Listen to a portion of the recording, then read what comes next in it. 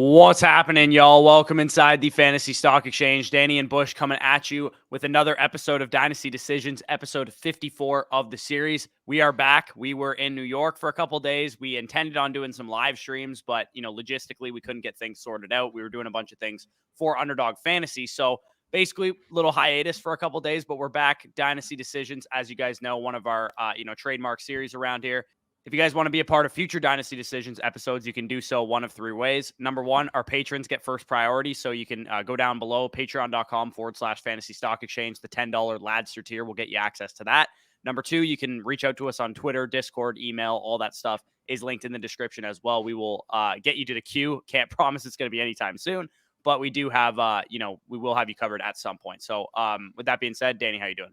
For sure. And I mean, we've mentioned on multiple Dynasty Decisions how loaded that queue is. Well, I'll tell you what, a few days over in New York did not help that cause. A ton of submissions. I want to say we're about 30, 40 backed right now. So if you guys want to skip that line, if you guys want to get featured on Dynasty Decisions as soon as possible, Patreon Ladster tier will get you there right off the bat. But yeah, it's just fun being back in Hamilton, being able to roll up the sleeves, get some content done. Obviously, we had a phenomenal week over there with the Underdog Boys in New York. And yeah, got to roll up the sleeves and get back to work. Yeah, for sure. So like, comment, subscribe if you guys enjoy. Now let's hit the intro.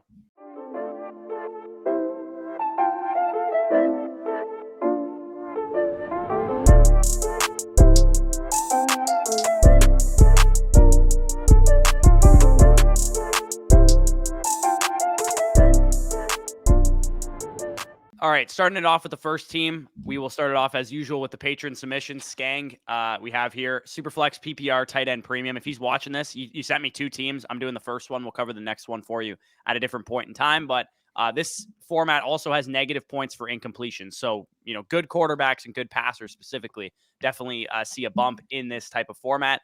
You guys can see the team there: Justin Herbert, Zach Wilson, Daniel Jones, etc. Joe Mixon, Rashad Penny, Melvin Gordon, etc. at running back, Devontae Adams, A.J. Brown, Mike Williams, Elijah Moore with Christian Watson there at wide receiver. T.J. Hawkinson is his main tight end.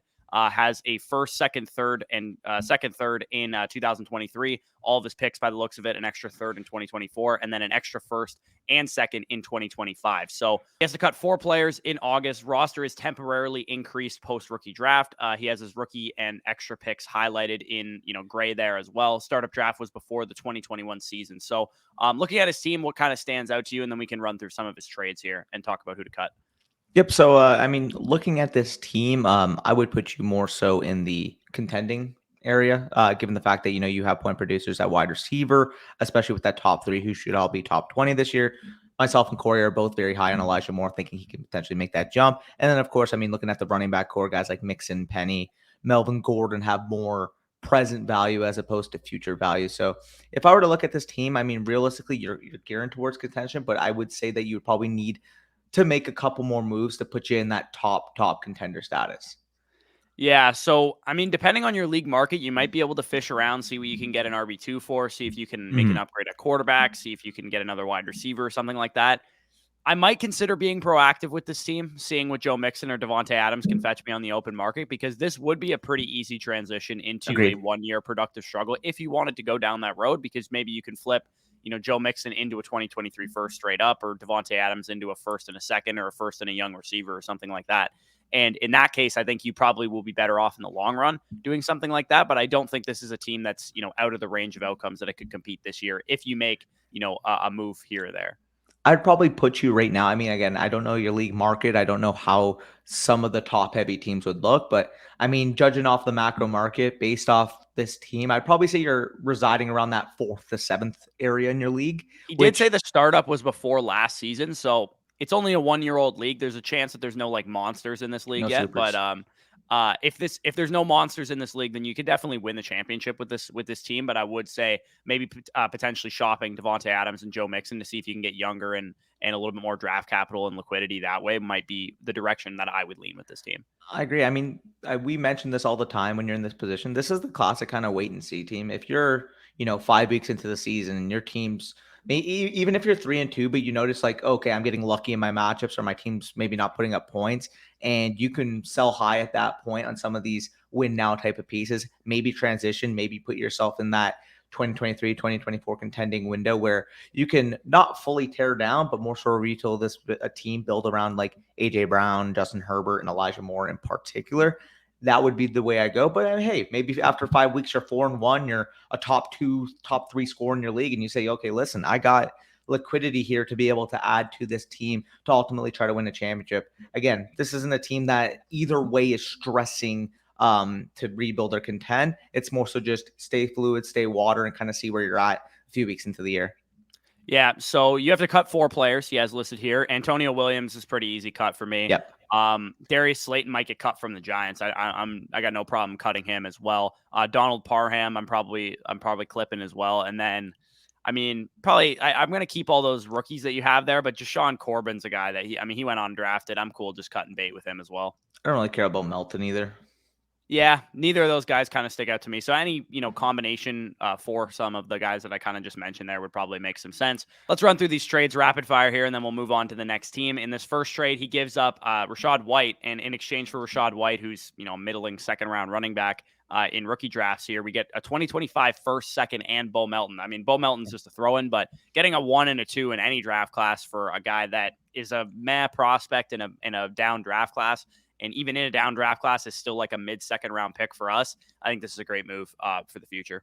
This is clear Osam bias. Out of sight, out of mind. That guy's looking at 2025 saying, hey, listen, are we even going to be living in 2025? 2025 would be like Singleton, Alder, Luther Burden, just off the bat. Again, I'm going to sound like a complete degenerate talking about 18-year-olds right now, but those would be, the top recruits that have committed. Obviously, we're going to know more contextually after their freshman seasons, but it's never bad buying on uncertainty. If people can't put a name to that class right now, like, listen, names are going to emerge. We see it every goddamn year. So if we see, Drew Aller looks like the next Josh Allen, he's 6'5", 230, and has a great true freshman year at Penn State. I mean, he could be the prized possession of that year, similar to like a Caleb Williams, similar to like a Bryce Young. So if some of these names emerge in their freshman years, like, listen, like, I know it's going to sound gross acquiring 2025 capital, but if you can get it for 40 cents on the dollar right now, like Rachaad White for that, I'll take it all day.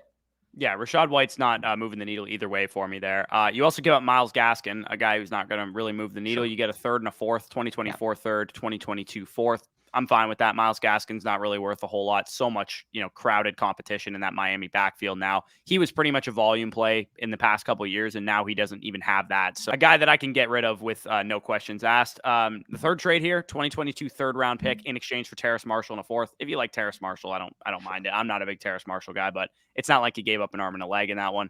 And then you traded away the 305 for the 310 and a third. You pick up an extra third in 2023. Yeah. This is a great move for sure. You re-roll, a 5-pick discrepancy in the third round of this draft class ain't, a huge thing to write home about. So I'm cool with that move for sure. And you might have still gotten Khalil Shakir with that pick is what I'm looking at based on the rookies that you have. You can make the case again. Maybe you'd want that little extra, but you can make the case that the 2023 third is at least comparable value to the 305. So whatever way you spice it, I mean, 310 basically for free for moving down 5. You move down 5 spots, you get an extra third. Like, yeah, no, either way you slice it, it's going to be a good deal for you. So give me the side that you got, add liquidity, and who knows? I mean, maybe you package a third, 2/3 next year, and it gets you up to a second. You have more playability there, more easily accessible trade options, just getting that extra little pick. Right. And because you have 2 third-round picks, maybe you can trade both of them before the season for like a running back that's thrust into a big workload or something, because you do have the possibility to compete with this team. So closing out this team, like we said, see where you're at, maybe shop those older assets, see if you can get younger, maybe turn this into a 1-year productive struggle if that's the direction you want to go. But let's move on to the next team here. We have Gabriel Jones, 12-team PPR Superflex, no tight end premium in this one. This is a team that he took over starting this year. So I guess this was an orphan. He took over it. His plan is to rebuild and load up on more 2023 picks. Where should he start? So this is the team: Tannehill, Kenny Pickett, Baker Mayfield. So obviously not really any foundational quarterbacks, but Kenny Pickett, I suppose, young guy, you could potentially build around him. Damian Harris, Singletary, Elijah Mitchell, Michael Carter, et cetera, at running back. Tyler Lockett, Juju, Garrett Wilson, Christian Watson, and then some other rookies there: George Pickens, Jalen Tolbert, et cetera. Mark Andrews, his main tight end, also has a first. Looks like his first and 3/3 in 2023. All of his picks in the future draft classes, a couple trades listed here. So right off the bat, for me, this stands out as a team with a ton of work to do. Obviously, There's not a ton of rebuilding type of assets that I want to build a foundational team around outside of the rookies really that you just acquired this year. Yeah, I mean, you ask here, where do I start? Well, I'm looking at a guy who doesn't fit your timeline, is going to give you monster production at a scarce position, and is currently going in the top 2 rounds of a startup. That's where I'm starting. If you want to build draft capital, I love Mark Andrews, but if you can get, you might be able to get, a 2023 one and a 2024 one from him, especially like if somebody's contending, they might even give you an extra 2 in there just to spice it up. If you can get that type of return, again, I love Mark Andrews. I think Mark Andrews is a stud, but in your position, you don't want that production on your team. You want to tank that 2023 first round pick. And quite frankly, even if you get the 101, even if you're looking at Bijan, this is probably a team that I'm looking to flip into extra 2024 capital once you get that 101, simply because, to put it simply, you got Garrett Wilson. You got, Kenny Pickett could be a long-term quarterback 2-3 type. Maybe he turns into a Mac Jones. Those are a couple nice building blocks. However, your contending window, in my opinion, is not until at least 2024. And if you're knowing that inherently, get rid of your immediate production. Like if Tyler Lockett has a great start to the year and he's the wide receiver 14, somebody's willing to overpay for him then comparatively to where he's worth now. Sell those type of pieces because you don't want them producing points on this team. Yeah, exactly. And I think the thing that I like about your team is that you have a lot of flexibility because while you don't have any superstars outside of Mark Andrews that you can sell for a Good lot of depth. draft capital, you can do a lot of 2-for-1s with this team because you Yep. have, Damian Harris and Devin Singletary and Elijah Mitchell and Ryan Tannehill and Tyler Lockett and Juju Smith-Schuster and Tyler Boyd, Dalton Schultz and Zach Ertz. You can package any 2 of those players that I just mentioned and get yourself a 2023 first, or maybe a first and a second, or 2024 first. If people know that the 2023 class is already loaded and they don't want to give up those picks, then aim for 2024 picks at that point. So if somebody's willing to give you, like a contender's like, hey, I'll give you my 2024 first for Juju Smith-Schuster and Zach Ertz, I'm trying to compete this year, then by all means, make that move, gets that production off of your team, and makes your pick inherently worse as well. For sure. He also has a few trades listed here. I'm assuming he wants us to go over. So the first one here, he gave up the 212 and the 304 for Schultz in the 2023 fourth. Probably about comparable value. I don't mind if you're lower on this class and you want to just get Schultz. Also opens up an opportunity for you to trade Andrews. I think that's about comparable. Not really leaning either way. Maybe I personally would have wanted to keep the picks because I like some of the players in that area, but if this opens up an opportunity for you to trade Andrews, or potentially, knowing your league micro market, selling higher on Schultz once he's the tight end 5 after week 4, I'm open to it. Yeah, for sure. I would have been aiming, if you were looking to get out of those picks, I would have been aiming for future draft Yes. capital, like 2023 seconds and thirds or whatever, or 2024 seconds and thirds. But if nobody was willing to give you that and you wanted to just take a shot on a guy that you think was going to increase in value, and Dalton Schultz could definitely do that for sure, I'm cool with that trade. I think value wise, like Danny said, it's probably pretty fair. The next trade he has here, he gets rid of Jonnu Smith and Harrison Bryant for a third. Great move there. Neither of those guys have any kind of like standing value. So I'm cool just re-rolling it into a 2023 third. Yep. I mean, that's getting rid of fodder and adding some liquidity on a team that you don't need. Although it's not going to be much production, it's production. So changing that, getting a 2023 third, maybe, you get a sneaky little piece there. Maybe you can attach it to a deal. Maybe, you can attach a 2023 third to Schultz and potentially get a first down the line. Like those are the types of moves you can make just building off of liquidity right now. So I like that move. Yeah, you're going to be sending a lot of noise trades with these teams, Yeah. like a lot of, 3-for-1s and, 2-for-1s and stuff like that. The next trade you have here is Robert Woods and Mike Williams. You get the 111 and the 209. Again, you're getting a first round pick. I probably would have aimed for future draft capital instead of this year's draft capital, because I don't know when this trade was made, but I would have. People know who the players are now, and I probably would have aimed for 2023, 2024. Hopefully you're able to trade that far into the future. And if you're not, I would suggest, saying that you'll pay your buy-in for those years so that you can, because it'll be really hard for you to rebuild if you can't trade, future picks or whatever. But I think at face value, this isn't like a terrible deal. Mike Williams and the 111 is pretty similar. Robert Woods versus the 209 is relatively similar as well. But if I was a contender, I'd be comfortable giving this up for Robert Woods and Mike Williams for sure. Yeah.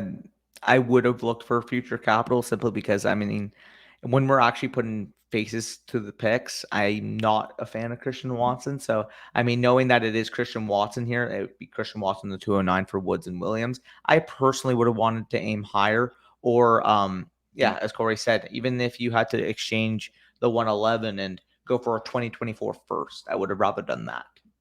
Yeah, exactly. So the last trade he has there is he gave up the 202 and 209 for Juju and a third. Yep. I mean, in your position, I wouldn't be buying a guy like Juju Smith-Schuster. I view his value as more short-term than long-term. In your league format and your league dynamic, I'm sure he's going to have a lot of value. So I'm sure you can rectify that trade. I know Juju is young, but I would highly suggest trying to shop him because people are going to see the Kansas City. He's on a 1-year deal. He's not signed there for multiple years. It's possible that he plays well this year and they extend him or something like that. But I'm willing to bet that Juju is probably going to have his highest value before the season starts because he plays for Kansas City. So I would probably look to flip Juju in a package deal or by himself and try and flip him into future first round capital. Yeah, I mean, exactly. 2024 first. Heck, even if you want to Yeah, take you got to throw in 2025. Ertz to get it done just to get a first rounder out of Juju. I'm totally cool with something like that. Fine with that as well. So we can move on to the next team. That's going to be from JonRuble, a 10-team PPR, 1 quarterback league with 4-point passing touchdowns. So you guys can see it on the screen. Dak Prescott, Trey Lance, and Tom Brady for 1 quarterback league. That is a phenomenal I core wish it was a to super have. flex. It'd be a Oh, great core for a super flex. Oh, yeah. Running back, Akers, Gibson, Stevenson, Darrell Henderson heading that group with a bunch of, potential sneaky production behind them. Wide receiver, Waddle, Higgins, Marquise Brown, Jerry Jeudy, Cortland Sutton in particular. Tight end, you do have Pat Freiermuth, Trey McBride, and Tyler Higbee, along with 5 2023 ones and a 2023 2, and all of your picks in 2024 and 2025. So I'll gauge your thoughts, but right off the bat, having this type of young talent on this team, along with owning almost half of the first round. I mean, literally half the first round in a 10-team league next year. Yeah, I like it. Yeah, he basically asked, he wants to know, like, was rebuilding a good idea? Because I'm assuming he tore this down and he rebuilt this team. I would say you're doing a great job so far. It Yep. looks like you've hit on some of these picks. I'm assuming you drafted Jalen Waddle types and Freiermuth and stuff like that. So you've definitely made some good draft picks. Your team is probably like a borderline contender now with the upside that, like, who's the oldest player on this team? Dak Prescott and Tom Brady. Like, and it's a 1 quarterback league. You got Trey Lance waiting in the wings. So like quarterback's the only position that you got some aging assets in. The rest of your guys are all, in their third season or less, and you have 5 first-round picks in this draft class. So yeah, I think you're really, really well set up to be a competitive team this year and, kind of see what happens. Maybe you want to make a move around the deadline if you're 5-2 or 5-1 and you're just, blowing the doors off of most of the teams that you're playing. Maybe you can make a move for a contending running back like Leonard Fournette or something like that, or a contending wide receiver like Keenan Allen or something like that, or make an upgrade at tight end or something. You're in a good spot with a lot of flexibility. I actually would have advised separately because I think 2023 would still be my window for dominance. However, I would, instead of looking for the contending pieces, look for the cornerstone pieces. Maybe, the guy who has Jefferson, Chase, Pitts is more so geared towards tearing it down. Because you monopolize all those 2023 picks, maybe that guy says, here, listen, I want to take, Jerry Jeudy, Antonio Gibson, and a first for one of those guys. Or maybe if you have to throw in an extra second as well to get it done. If they're willing to sell them for even not 80, 90 cents on the dollar, I'd be looking to do with this team because you have the luxury of being able to pay up for guys that ultimately will hold, like Chase, Jefferson, Pitts, sustained value for the next 8 to 10 years. So that would maybe be the sneaky buy. I'd look again, don't go out of your way and overpay just to overpay. But if you can get, a relatively good deal on those guys, I would definitely gauge that market because ultimately here you have a lot of good volume, a lot of good depth on this team. Maybe getting a cornerstone or two to really anchor it down after you especially build with the rest of your picks in 2023. That's how I would kind of, move forward with this team.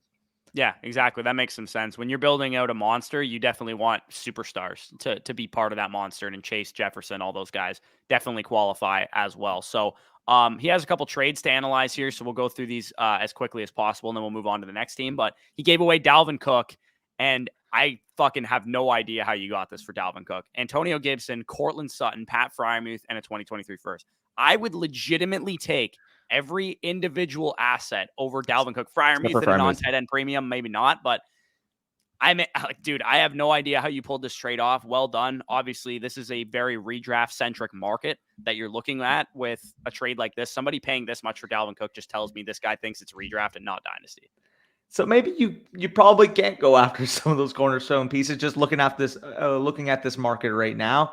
I mean, if hitting on your picks is probably your best avenue of building out a monster. Then is collecting picks and hitting on them is your best avenue for sure. If people are willing to give you this type of value and give you their 2023 picks for virtually fugaz, just collect the draft. Just collect the draft, and you know what you do? Guess what? If you have 7 or 8 of those firsts and somebody is really, really wanting a player, you don't have to pick every single player with those first. Use it as collateral, keep moving, keep collecting liquidity, and ultimately when you're ready to contend, then you can make that transition. But from what I'm seeing here, this is a very my guy centric league. If somebody sees a player, they don't really care what the cost is. They will go after it and exploit the market, take advantage of that inefficiency. And clearly from some of these deals you've already listed here, you've done so. Because I mean, even the next move, listen, I love Stephon Diggs, but you're telling me right now, I mean, Marshall, JD McKissick, I would prefer JD McKissick to Marshall, but let's just say they're negligible in this deal.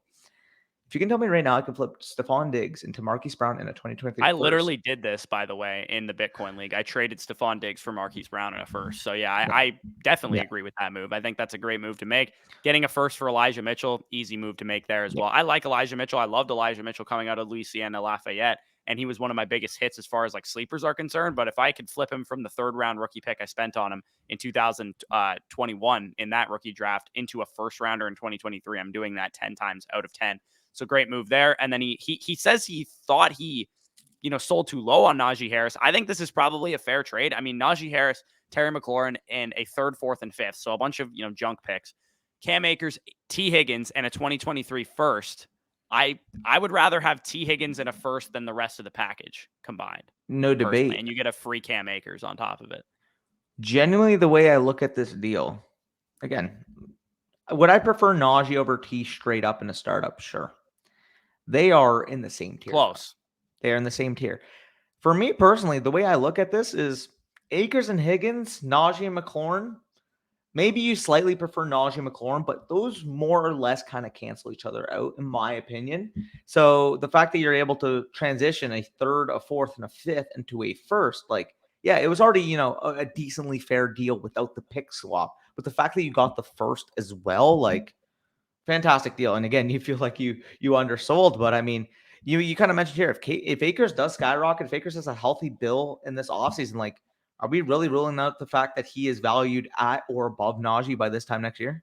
Well, he's a year and a half younger than Najee Harris right now, and Right? he was drafted a year before him. So age is definitely on Cam Akers' side. He's also insulated to a better offense as long as he's healthy. It's not outside the realm of possibility that this time next year he's valued higher than Najee Harris is in Dynasty, like you said. So I would say, John, you don't really need much more help. You're doing a great job. I think you're well set up to do what either Danny said, where you go after some studs, maybe do what I said, where you go after some contending pieces based on where you're at the mid-season point. So we can move on to the next team here, which is from Steven Hinds, 10-team, 2-quarterback league with Mahomes, Tannehill, Mills, and Darnold as the main guys. Jacobs, Damian Harris, Chase Edmonds, Kareem Hunt, etc. Wide receivers, Diggs, Keenan Allen, McLaurin, Devontae Smith, Ayuk, Juju, Cooks, etc. there. Dalton Schultz, Dawson Knox as main tight ends. Also has the 105, 108, 307, and 401. And he has all of his picks in 2023 class plus 2 extra second-round picks, and then all of his picks in 2024 and 2025. So looking at his team, he traded his studs away, is what he told me, because he had no future QB2, RBs, or rookie picks this year. So he's hoping to do kind of like a retool and compete in 2023 and 2024. And he also has listed here who he wants to take with his rookie picks. But going over his team real quick, what do you kind of notice? Is this a team that you can retool around? Yeah. I will say you're probably, you're solid at running back, but I mean, it's just kind of a lot of numbers as opposed to like basically what I'm trying to say is too many running backs that I'd want to hold that have relatively decent value at this I would point say in the the same is offseason. true for his wide receiver core too, because he Yeah. goes like probably 8 deep of productive wide receivers this year. But he did say he traded his studs away, and it looks like he traded away CeeDee Lamb and Cooper Kupp and some of the guys here. I would say that my plan for retooling this team would probably be to go after studs Yeah. because, I mean, Diggs, Keenan Allen, like if you can flip those two guys together for like a Jefferson type or somebody like that, Even if you I'm have to probably pick. looking to acquire some superstar talent to build around because outside of Patrick Mahomes, for the future standpoint, obviously Diggs and Keenan Allen are superstars this year, but you don't really have a whole lot of building blocks long term outside of Mahomes. It's again, it's a relatively good team. You could probably compete with the team. The only problem I have is that, to put it simply, I don't think there's many like other than Mahomes and Diggs in the short and Allen in the short term for the most part. You don't really have a player that can like win a league or win a week on their own. Like you don't have a player like I don't Jonathan know. Taylor, Justin Yeah, Jefferson, Jamar Chase, Kyle correct. Pitts, even Najee Harris or DeAndre Swift or somebody like that. Yeah, so I mean, it's a good team. I just in a 10-man league, I would prioritize the studs as opposed to building up as much depth. Again, it's never bad to have this much depth. However, I will say I don't really see that stud week winning, alpha winning type of ceiling on a given week by some of these players. So that'd be what I say. I don't know what else you have to say on it. That's pretty much it, man. Like I'd be Yeah, going towards packaging some of your depth together, trying to get a superstar. If you could take Stephon Diggs, Juju Smith-Schuster in the 307 and go after, I mean, you already traded CD Lamb away, but like somebody like that, I would probably, look towards AJ Brown, look towards, maybe Higgins. T Higgins. Maybe you can add a little bit more to get up to Chase or Jefferson. I think that's probably what I would be looking to do, because when I'm retooling, when I'm rebuilding, studs and superstars are the way to do it. And then you fill out your depth with your draft picks and with some, ancillary moves and stuff like that. So he does have some plans for his draft picks listed here. At 105, he's hoping one of Treylon Burks or Garrett Wilson falls to him. That's, exactly what I would do. Whatever guy that you prefer there makes a ton of sense. 108, and then he also says 109 here. So I don't know if he forgot to list 109 that he has it as well, but he says Olave, Pickett / Sky. If you want to go with any three of those players, that makes some sense to me. Because you're rebuilding, I don't know if you think Jameson Williams won't be there, but Jameson Williams would also be a guy that I would love to get at 108 if he falls there, but maybe he's going to go before that, and that's why he didn't list him. So he also says, are Schultz and Knox enough, or is there another tight end I should try and acquire? Pitts is too expensive. I mean, that's how Kyle Pitts is. It's pretty hard to acquire him in Dynasty. We're pretty well aware of that. Pat Freiermuth is the plan B for me if I can't acquire Kyle Pitts. I wouldn't be opposed to shifting Dalton Schultz or Dawson Knox into Pat Freiermuth plus if you can. Yeah, and I also just read his next trade. This is a perfect transition. This is a perfect transition. Something that I probably would have even mentioned for this team. You flipped Damon Harris McLaurin, a 307 and 2/3, into Calvin Ridley, a projected early first in the 205. Like, I would take any two of those pieces easily over the package that you gave up. This is the classic. You built up your depth. If you buy out, a guy like Calvin Ridley, he's going to be at or above McLaurin's value by this time next year. Plain and simple. That early first is quite easily worth, at minimum, the rest of the package combined.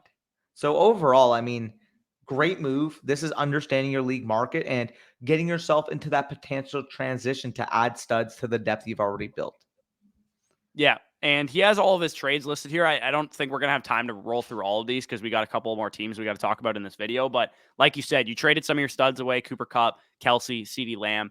I would say that the returns you got were probably of equivalent value, but Yeah. I would have, knowing that I was going towards a retool, I definitely would not have sold CD Lamb. I would have held on to somebody like that. Cooper Kupp, definitely fine to trade him away, but receiving guys like Keenan Allen and Josh Jacobs would not have been the type of assets I would have gone after with Cooper Kupp. I would have gone after young guys with appreciability, DeAndre Swift, somebody like that. If you could transition Kupp into somebody like that, it would have made a little bit more sense for this team. Same goes for Travis Kelce too, because it looks like you acquired, Dalton Schultz and Brandon Cooks, guys that were going to help you compete right away.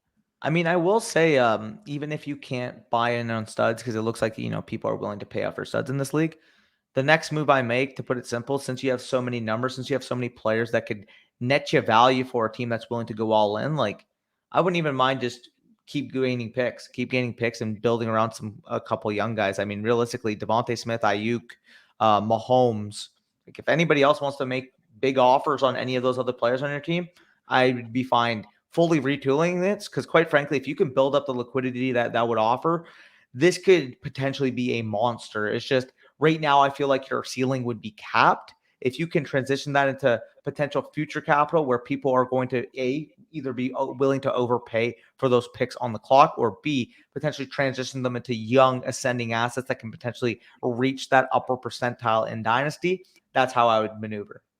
Yeah, for sure. So let's move off of his team. We'll get on to Tano's team, which is the last of the patron teams here. Superflex PPR league with no tight end premium. Herbert, Lance, Wentz, Mariota, etc. at quarterback. David Montgomery, CEH, etc. at running back with Rashad White there. Wide receivers, A.J. Brown, DJ Moore, Drake London, Calvin Ridley, Jameson Williams, Brandon Ayuk, Jahan Dotson there, and then Irv, etc. at tight end. All of his picks in all of the next three future drafts. He basically has he has to drop a player. For me, I mean, Bailey Zappi's gone. That's probably who I'm dropping. I don't really care about him. He's on his taxi, though. Yeah, he is on his taxi. Okay, so if you have to drop a player that's not on your taxi, I'm probably just going to drop Abram Smith. I know Kamara might get suspended. I know Schwartz. Yeah, Schwartz. One of those guys I'd probably be dropping. Schwartz had like Yeah. 3rd round draft capital, so that's kind of like the tiebreaker. He's running wind sprints though. Yeah, pretty much. I would say either one of those 2 players would be the direction that I would go in. Should I go from here? Basically, he says he's trying to sell off David Montgomery, Clyde Edwards-Helaire, and potentially maybe use a wide receiver to upgrade there or get future picks.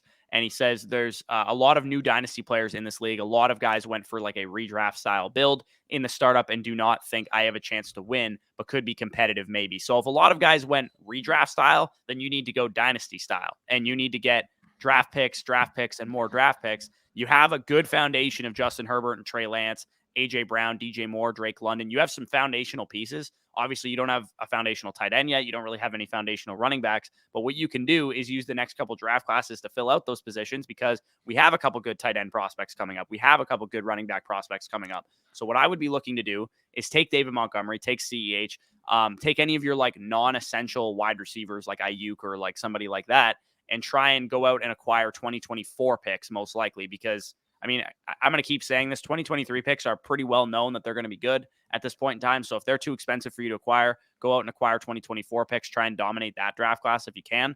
If you want to transition maybe one of your older wide receivers, I say older, they're like 24, but A.J. Brown, DJ Moore, if somebody's willing to, sell the farm for those guys because it is a redraft style league and they really believe in them, I don't mind selling those guys either. But for the most part, I think I would build around Herbert, Lance, London, et cetera, Jameson Williams. I think this is actually the team that he was showing us in the Discord that he did, about a month ago or so. So if this is the team, I mean, like, yeah, I like how you crafted this. And as Corey said, I mean, those redraft style running backs, because let's be honest here, every, more casual redraft setting, people are going to be like, oh, I need running backs to win. I need running backs to win. And you can just say, hey, look, I mean, I'm giving you a top 14 running back the last 3 years and David Montgomery. Come give me a first. I'm giving you Clyde Edwards-Helaire, who's the RB11 after week 3 because he, walked into a couple touchdowns from Mahomes. Give me a future first. Even if it's 2024, listen, like if it's redraft centric, they're going to look at 2024 and be like, is this league even going to be up by then? Yeah, and you might even be able to just like sometimes targeting one person that you find is like really overly redraft centric is the move too, because I know I did this in one of the leagues that I was rebuilding in. If you could be like, hey man, you're so close, like you just need a couple pieces to push you over the top. I'll give you David Montgomery, Clyde Edwards-Helaire, and Brandon Ayuk if you give me your 2023 first and 2024 first. And you might be able to net 2 firsts out of someone for 3 or 4 of your redraft centric pieces. Maybe you throw in Carson Wentz or something too to get it done. Exactly. So overall, you've done a good job thus far. Just, look at those running backs, looking for the transitions. And I would not try and compete with this team though, because if you said a lot of people are trying to go redraft centric, it means that they probably have a lot of short-term good teams, and you probably want to be able to monopolize on that, build around your stud young pieces like Justin Herbert, like Trey Lance, like Drake London, like A.J. Brown, like DJ Moore, like Jameson Williams in particular, and then you can, move on and build out your running back and tight end core in the future draft classes. Maybe Irv Smith turns into something for you. But for the most part, I think you're well set up. I just think I would be patient with this team and try and continue to make some moves to gain some liquidity and gain some draft capital. For sure. But before we get into the next team, as Corey always says, we got to pay some bills over here. You guys should be hearing a word from our sponsors over at Manscaped. Hey lads, today's episode is brought to you by our sponsors over at Manscaped, the leaders in male grooming across the globe. All men strive for gold in their life. Gold medals, gold watches, gold chains, gold everything. Gold, yes, is very nice, but true artists know that platinum takes the cake, and Manscaped perfects their art with the introduction to their all-new Platinum Package 4.0. Manscaped's brand new Platinum Package 4.0 is the biggest bundle they've ever offered, giving you a bulk discount on Manscaped's top products. Inside this Platinum Package, you'll find all the perks of the Performance Package 4.0, the Lawnmower 4.0 trimmer, Weed Whacker nose and ear hair trimmer, Crop Preserver anti-chafing ball deodorant, and their Crop Reviver ball spray toner, along with the added products of their Ultra Premium Body Wash, Ultra Premium 2-in-1 Shampoo and Conditioner, and their Ultra Premium Deodorant. The Lawnmower 4.0 body trimmer and Weed Whacker nose and ear hair trimmer feature proprietary advanced skin-safe technology to protect against your delicate parts and holes. Both are waterproof so you can shave with less mess. In addition to shaving, you can now completely upgrade your shower routine with the Ultra Premium Body Wash and Ultra Premium 2-in-1 Shampoo and Conditioner. You'll have your skin and hair feeling hydrated and smelling fresh. Manscaped even threw in 2 free gifts to their Platinum Package 4.0, the Manscaped Boxers and the Shed Travel Bag. Bring your comfort and boxers to the next level. This summer, it's time to join 4 million men worldwide who trust Manscaped, the leaders in below-the-waist grooming, with our exclusive offer. Go to manscaped.com and use promo code BUSH for 20% off plus free shipping. Again, 20% off plus free shipping with the code BUSH at manscaped.com. Manscaped gives your manhood the proper treatment it deserves. We appreciate the support for the Fantasy Stock Exchange by our friends over at Manscaped and thank them for sponsoring today's video. And speaking of that video, let's get right back to it. A huge shout out to our boys over at Manscaped for sponsoring this video. And yeah, we're going to get through these non-patron questions. Jackson, Tua Tagovailoa, Ryan Tannehill at quarterback, Jonathan Taylor, Javonte Williams, J.K. Dobbins mainly at running back, Kupp, Lamb, Higgins, Waddle mainly at wide receiver, Albert Okwuegbunam, Mike Gesicki, etc. at tight end, 103, 210, 310, 312 this year. Does not have his 2023 first. 2024 looks like he has all of his picks, has a couple trades here listed from the offseason, and hopefully who he's hoping to get with his draft picks. So basically said he found our show recently. He's been enjoying the content. We definitely appreciate that. Wanted to submit his team and if we had any suggestions on how to make this into a monster. I would say this is already a pretty good team. Definitely some big-time cornerstone pieces, but definitely wants to turn this into an absolute monster and dominate this thing. His main question is regarding his bench. His starters are great, but his bench is really shallow, a lot of non-starters, and he's worried if 1 or 2 injuries during the season just kind of blow him up. Do I try and solidify my bench now during the offseason or wait until midseason? So thanks again for great content. Again, definitely appreciate that. What are your thoughts? I'm fine. Again, I always say it. When I'm in a more contending type of window, people are going to advocate that. People are going to say, oh, you want to get your depth pieces now because they're going to be quote unquote cheaper. However, when I'm in this position, I'm fine with paying a slight premium in season. Once all the variability, the volatility that can happen in the offseason, once I kind of know what's exactly going on with backfields, what's exactly going on in terms of wide receiver health, I'm fine with paying that premium because ultimately you already went through your value appreciation, value accumulation type of stage. Now you're ready for your production stage. Even if you have to slightly overpay at times when you're in that contending window, ultimately here, your goal is going to end up being winning the championship. So even if you have to pay, again, a little bit more, I want to do it once I kind of know all the unknown factors that exist right now. Right. And especially if you intend on going and acquiring a running back, I mean, it's going to be way easier to go out and predict a running back's role during the season than it is in the offseason because we've seen games, we know usage, all that kind of stuff. And same goes for wide receivers and tight ends if you're going to go after somebody like that as well. So would I force a trade right now to make sure that I have more depth and split Jalen Waddle into 2 lesser wide receivers or something like that? Maybe if it's the right price, but probably not. I'm probably going to roll into the season with the team that I have, spend your draft picks, 103, 210. Should be able to get a very solid wide receiver. He's hoping that Treylon Burks falls to him there at 103. I think he would be a great addition to this team. 210, Alec Pierce, Jalen Tolbert type, Hassan Haskins or something like that. Khalil Shakir with those 3rd-round picks. That makes a ton of sense to me. If you fill out your team with those kind of players, I think you're going to start to accumulate a little bit more depth than you currently have.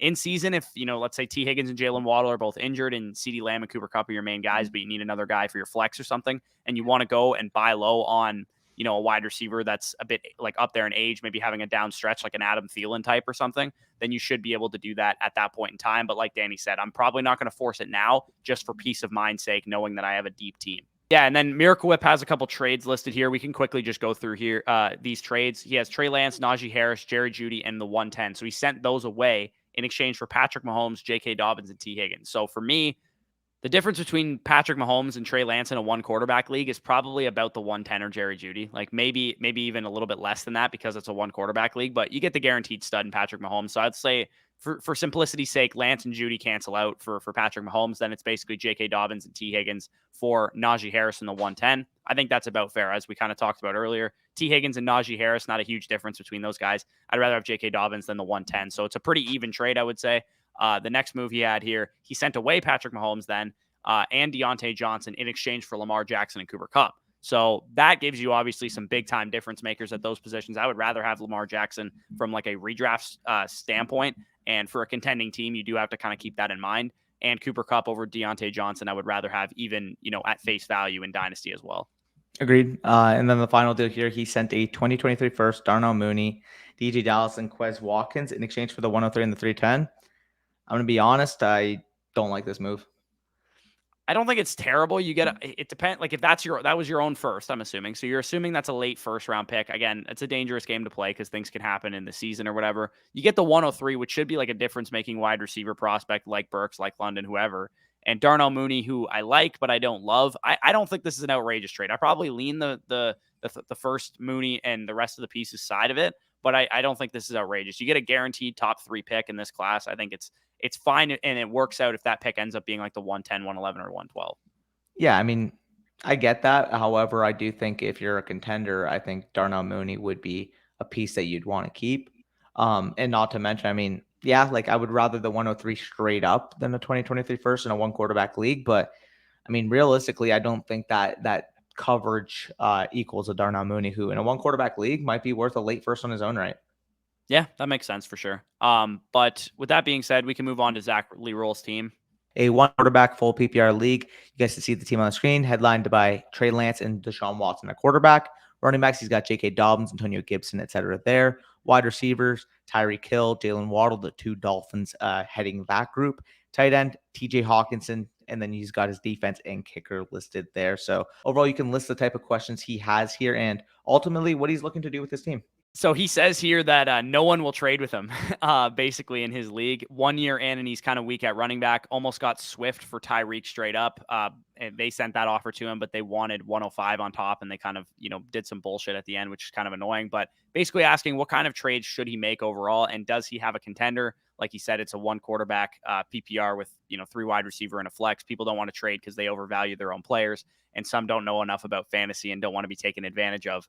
He says we have one person, the Swift owner, who is known for offering terrible trades all the time. Is there a trick to get people like that to start trading more? Or should I go with a wide receiver at 105 and not reach for a running back like James Cook? So for starters, do not take James Cook at 105. That's a pretty easy answer for me. I'm just taking the best available wide receiver, most likely at 105, because that is the strength of this draft class. I'm going to go with, Garrett Wilson, Drake London, or Treylon Burks, whichever one falls there, most likely. And I'm not going to reach for, James Cook. I'm assuming Kenneth Walker's not even going to be there based on you asking that James Cook would be the best available running back. So looking at this team, is this a contender? And do you have any advice for him on how to maybe potentially get people to trade more? Top contender? No. Playoff team? Probably. This is a weird position to be in. Honestly, like, again, you mentioned your league micro market is kind of tough to get deals through, but this is a team that I would put through a blender if all things were equal. But unfortunately, again, I don't know how your other owners behave. You mentioned they're more stingy, they're more sturdy because they don't want to be taken advantage of.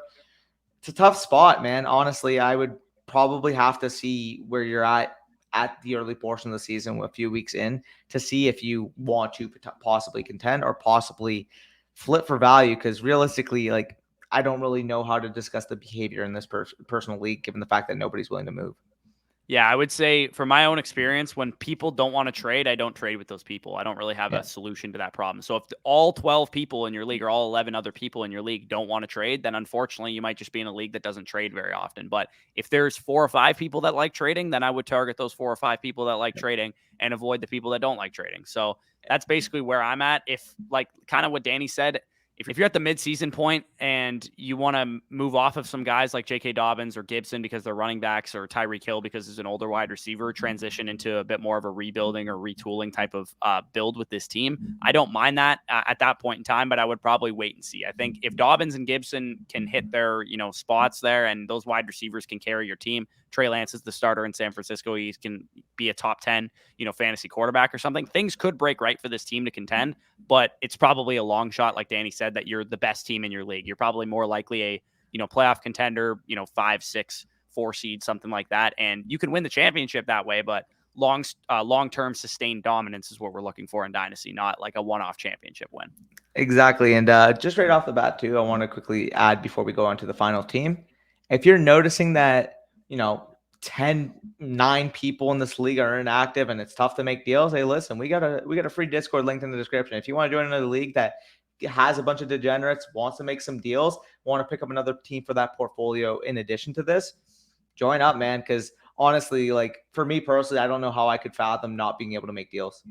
Yeah, exactly. It would just pretty much ruin the entire experience of playing Dynasty for me, because to me and to both of us, the best part of Dynasty is the reactivity of it and the ability to buy low and sell high on players because of how the league market is behaving. And if you don't have that ability because people look at trade offers and they're like, you're trying to take advantage of me, I'm not going to fucking accept that shit, then it's not really the type of league market that I would want to be a part of. So like Danny said, we do have a free Discord. If you want to check out, all you have to do is go into the join a league tab in our Discord and be like, hey, who wants to join a Dynasty league? And I'm sure plenty of people will be like, hey, we have an orphan in this league, or, whatever the case is. And you might be able to join some other leagues that way. So, stay in there, hang in there. I would say, like we said, midpoint of the season, reevaluate and see what happens. But we can move on to the final team of the video, which is from Adam BZ here, 12 teams, Superflex, PPR, tight end premium. He actually sent us pretty much the teams of everybody else in his league as well, which is good context for us. Not necessarily something that we absolutely need, but it definitely helps us out when making decisions. Lamar Jackson, Deshaun Watson, Sam Howell, Matt Ryan, et cetera, at quarterback there. Joe Mixon, Kenneth Walker, Kareem Hunt, et cetera, running back, wide receivers, Jalen Waddle, DJ Moore, Devontae Smith, Cortland Sutton, Brandon Ayuk, Calvin Ridley, et cetera. And then Darren Waller, Irv Smith. And then he also has 1 through 6 picks in 2023. So he has all of his picks, rounds 1 through 6, not picks 1 through 6. That'd be pretty insane. And then all of his regular picks there, Superflex, PPR, tight end premium, like we kind of mentioned already. It's a 12-team league. Startup draft just ended, so there's no monsters in this league. We got to assume if there's the startup just ended. Debating whether or not he's a contender or not. A couple of teams have gone all in and have pretty decent squads in the short term through trading their first-round picks already. Some have decided that they are rebuilding right from the get-go. Debating whether or not I should, follow one of those two paths, kind of go with a more balanced approach. Basically, wait and see how the first half of the season plays out as well. What are your thoughts on this team, and how would you kind of approach this if this was your roster for sure? To me, this is perfectly clear. This is a 1-year punt, given the status of Deshaun Watson, given the status of Calvin Ridley, and I would try to make 2023 my year. So, I mean, given that, the only thing I would say is players that are at risk to lose immediate value would be more so, your Joe Mixon type, Cortland Sutton, guys like that, that I can maybe transition. Darren Waller as well. Darren Waller, guys like that I can potentially transition to where their value is more so peaking, 2023 to 2025 is more so what I would be looking at. Because quite frankly, when you're ready to compete, Mixon's going to be another year older, Waller's going to be another year older, same with Sutton. So a lot of those guys are propped up by their redraft 2022 value that if I can make a slight transition for when Deshaun Watson's back, for when Calvin Ridley's back, to possibly push my chips in by then, that's what I would be looking to do. Yeah, and a name that kind of stands out to me is I talked about on the video on Tuesday, which is guys that are guaranteed to accrue in value this time next year. You could take Joe Mixon and Cortland Sutton and maybe get Chris Godwin in a 2023 first for a trade like that, where you're able to get off that Mixon production, tank your own 2023 draft pick, and like Danny said, make 2023 your year. He also has a co-manager. So that is a wrinkle. Obviously, me and Danny, the only co-manager I've ever had is you. So yeah. We typically agree on direction of our team and, where we want to go with things. So I've never had like a co-manager dispute of where we want to go with the team, but I would suggest, making your co-manager watch this video and getting our thoughts on it. And that's basically what I agree. I think that's what I would do as well. It's probably going to be pretty tough to compete with this team. You have a rookie running back as your RB2 in the short term. Your quarterback 2 is a superstar when he's on the field, but probably won't play a game this year, which leaves you to rely on Matt Ryan as your quarterback 2, which is not an ideal situation to be in. Like Danny said, Mixon, Darren Waller, Cortland Sutton are at risk of losing value this time next year. So I would try and transition those pieces, if you can, into more liquid assets, more young pieces, or guys that can peak 2023 to 2025 when your team is ready to compete. Yep, for sure. But either way, appreciate you for submitting your team. Appreciate for all of you for submitting your team for this week's Dynasty Decisions. Again, a little bit of hiatus when we were at New York, but happy to get back to work. If you guys have made it this far in the video, comment down below. Dynasty Decisions is back because, again, had that little break. We are back. We're ready to go. Dynasty Decisions back. Appreciate you guys for making it this far, and enjoy your week.